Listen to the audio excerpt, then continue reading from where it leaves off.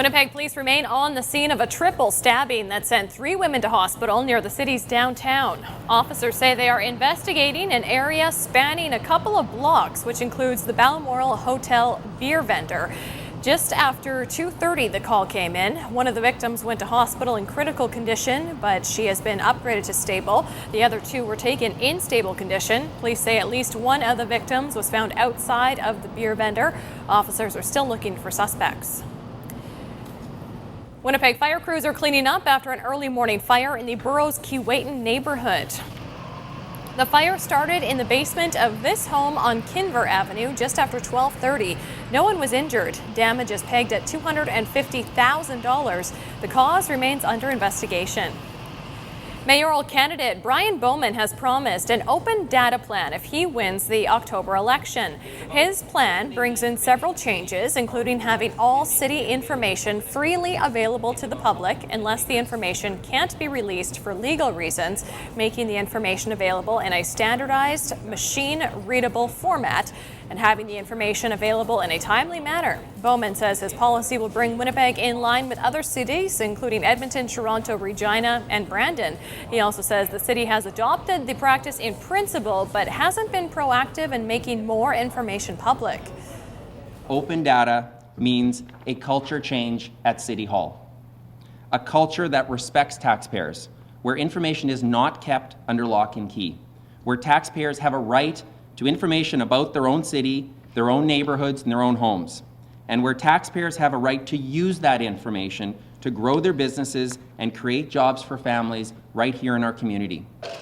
Bowman says he's committed to reducing the number of Freedom of Information requests the city gets by 25% in his first year in office and identifying the 20 pieces of information people look for the most. He also promised to, after his first year, release new city information on a monthly basis and ensure that information previously released is continuously refreshed and updated.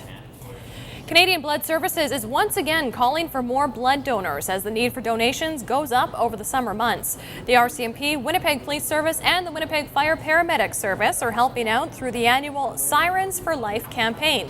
In the past, they would compete against each other to see who would get the most donors, but this year is a little different. They'll actually be working together to get 1,000 blood donations and hoping to get Winnipeggers to roll up their sleeves as well. Just one person who is seriously injured in a crash may need up to 50 units of blood to help save their life. In a real emergency, many people are involved, and we see blood donors as a vital part of this team. Canadian Blood Services says it needs to collect 9,000 units of blood in Manitoba this summer. The Canadian Food Inspection Agency is issuing a warning over a product that may contain salmonella. Sesame Co. is recalling Alcura brand Tahina Extra. It was sold in stores in Manitoba and Alberta. So far, there are no reported illnesses. It didn't take the new Winnipeg Blue Bombers quarterback Drew Willie very long to win over fans as the Blue and Gold hammered the Toronto Argonauts 45-21 in the CFL season opener. Second down, Willie threw for 306 yards and 4 touchdowns, including a pair to Aaron Kelly as the Bombers built up a 24-0 lead and never looked back. The 45 points Winnipeg scored is more than they scored in any game last season.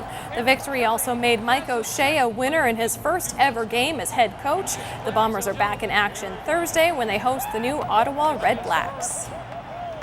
And that's the news for 7 o'clock. More local news at 7:30. I'll check back in with Jenna.